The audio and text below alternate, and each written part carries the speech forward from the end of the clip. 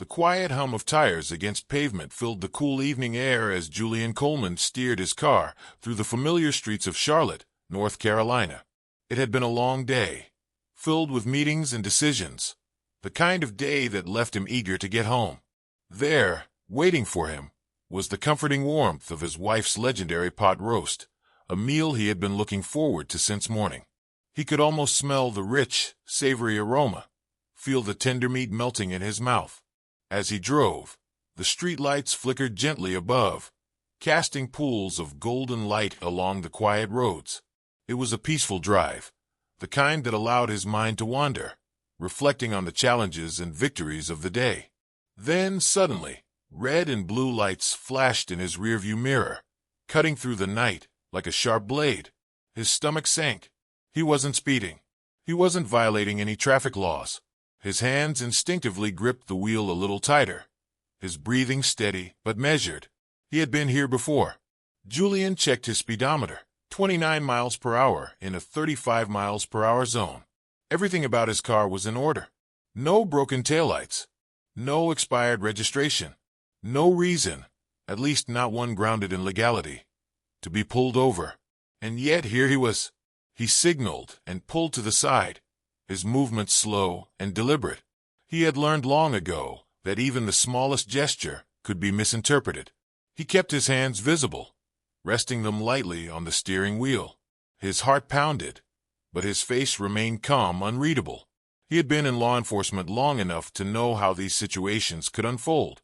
A uniformed officer approached the car, flashlight in hand, its beam cutting through the dimly lit interior. Another officer lingered by the rear, hand resting near his holstered weapon. Julian felt the weight of their scrutiny, the silent but unspoken judgment that had already been cast upon him before a single word was exchanged. "You in a hurry tonight?" the first officer asked, his voice carrying an unmistakable edge. Julian met his gaze steadily. "No, sir. Just heading home." The flashlight moved across his face, lingering a second too long before shifting down to his lap, his console, his passenger seat. The officer wasn't looking for an answer. He was looking for a reason. License and registration. Julian nodded, moving carefully, narrating his every motion. "I'm reaching for my registration now. My license is in my wallet. I will retrieve it after this." The officer said nothing, but Julian noticed the way his shoulders tensed, the way his partner in the back adjusted his stance. "You know why I pulled you over?" The question felt rehearsed, almost rhetorical. Julian had heard it too many times before. He opened his mouth to respond, but before he could, the officer continued. "You were driving erratically, swerving into another lane." A lie. Julian knew it, and deep down, so did they. "With respect, officer, I wasn't swerving. My dashcam can verify that." The moment he mentioned the camera, the officer's expression changed. Not to concern, not to fairness, but to irritation. "Dashcam, huh? That'll be confiscated for evidence. Step out of the vehicle." Julian blinked. "Is there a problem, officer?" "I'm complying fully." The officer's jaw tightened. "I said step out of the vehicle. Now." Julian's stomach churned. He had spent his career fighting for justice, working to build a system of accountability within law enforcement. And yet, here he was, being subjected to the very abuses he had sworn to dismantle. He unbuckled his seatbelt, moving slowly, keeping his hands raised in clear view. The second officer moved in swiftly, gripping Julian's arm and yanking him toward the patrol car. "Is this necessary?" Julian asked, his voice measured but firm. "I've done nothing wrong." "Resisting, huh?" the first officer sneered. "You want to play that game? Fine by me." The cold metal of handcuffs clamped around his wrists. Julian didn't struggle. He didn't argue. He didn't protest. But inside, he was reeling. This wasn't about justice. This was about power. As he was led toward the squad car, he glanced down the street. A few neighbors stood behind their curtains, peeking through their blinds. Silent observers. Witnesses to an all-too-common reality. What these officers didn't realize, what they couldn't have known, was that the man they had just arrested was their new boss.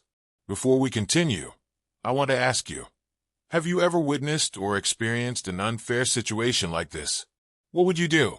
Let us know in the comments below. And if you believe in holding people accountable, make sure to like, share, and subscribe, because stories like these need to be told. Julian signaled and pulled over, his heartbeat steady, his hands resting in clear sight on the wheel. This was a drill he had performed far too many times, not because he had ever broken the law, but because he understood the delicate dance required in these moments.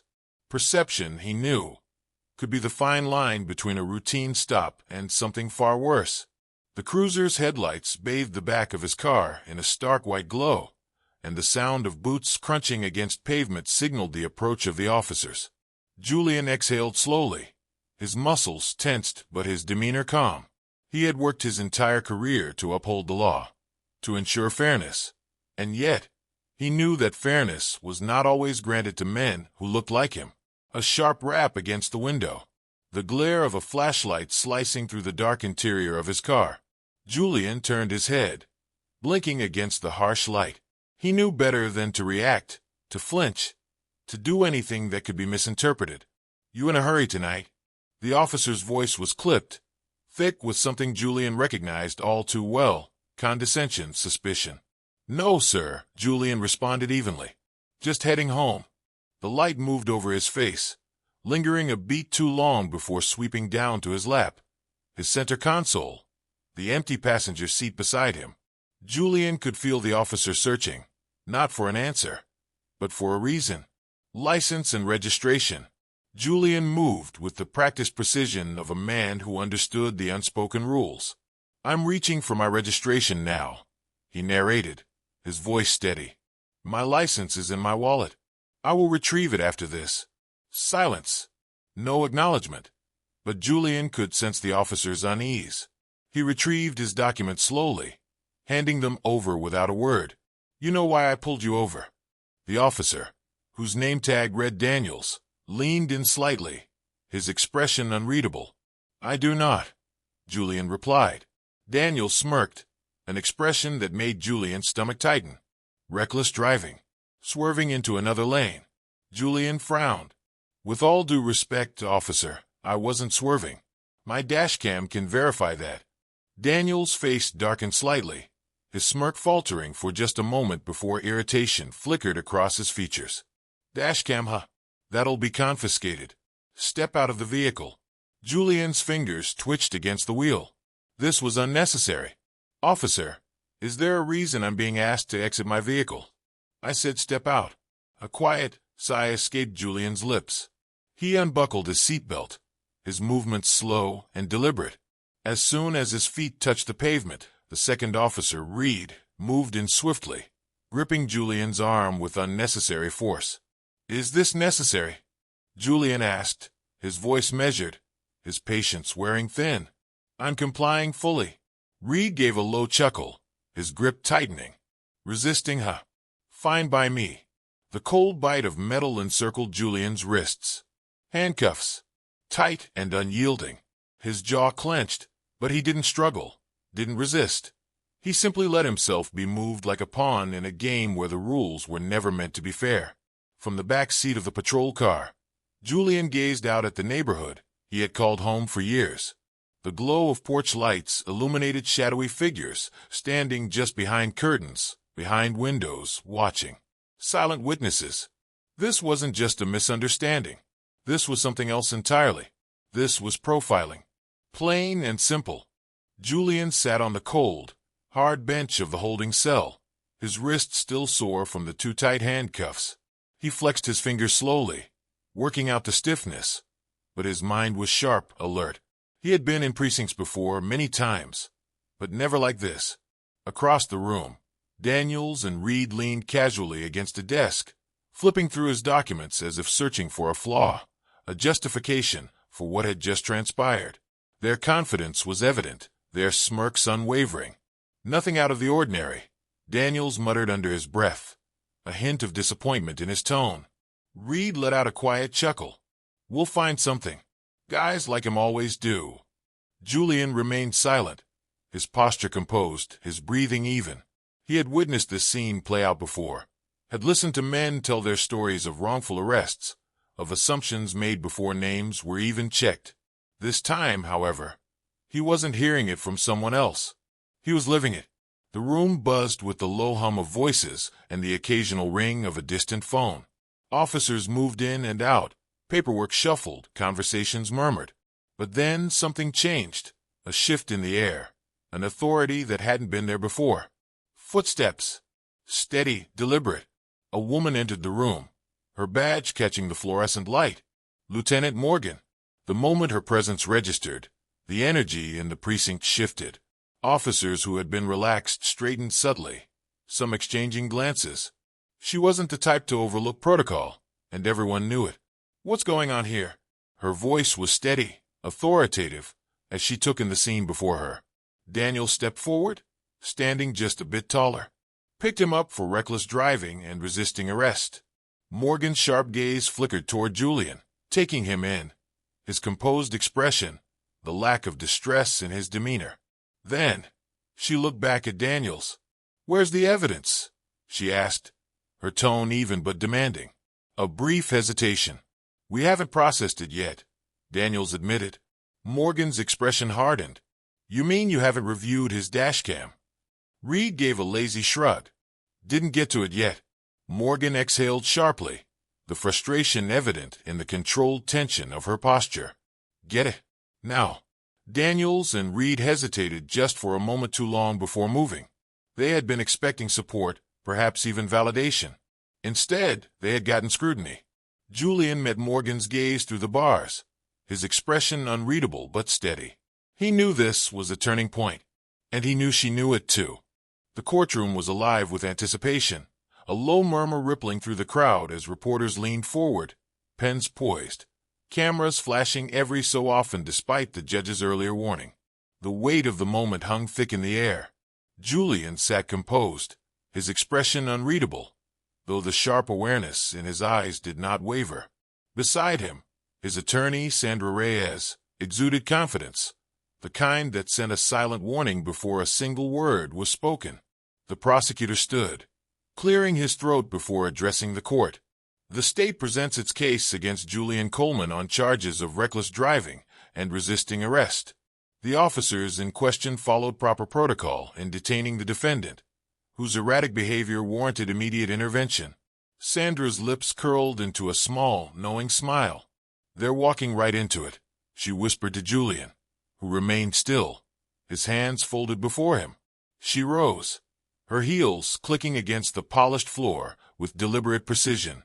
"Your Honor, the charges against my client are not only baseless, but are a glaring example of racial profiling. To demonstrate this, I submit video evidence."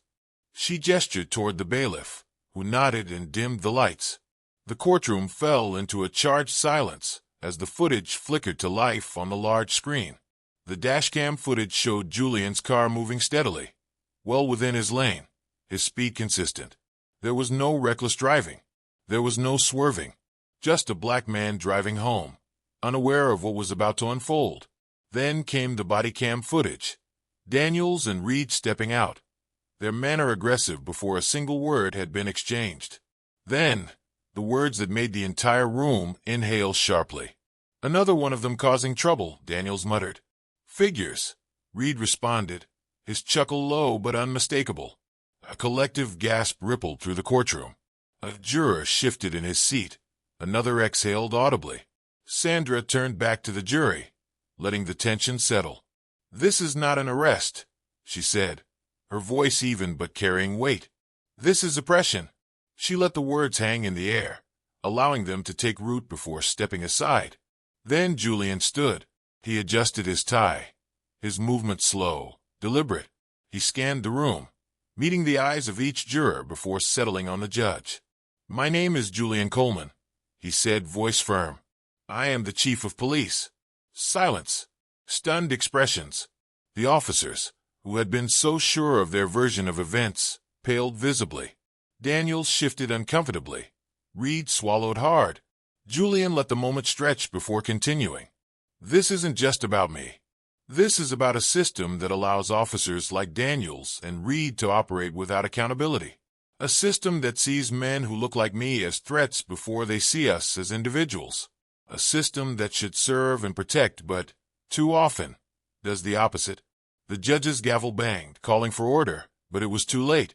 The courtroom had already erupted into whispers and murmurs, the tension breaking into a wave of reckoning. The moment Julian stepped outside the courthouse, the world seemed to close in around him.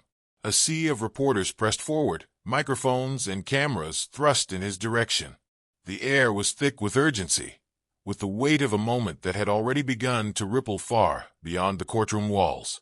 "Chief Coleman," one reporter called out, "what's your response to today's case?" Julian raised a steady hand, signaling for quiet. The murmurs hushed, the clicking of cameras slowing as everyone waited for his words. He exhaled, feeling the weight of the last 24 hours settle on his shoulders, and then he spoke. "This is about accountability.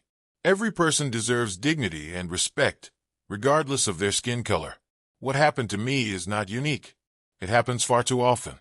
But today, we took a step forward in demanding better. This isn't just about my experience. It's about making sure no one else has to go through what I did."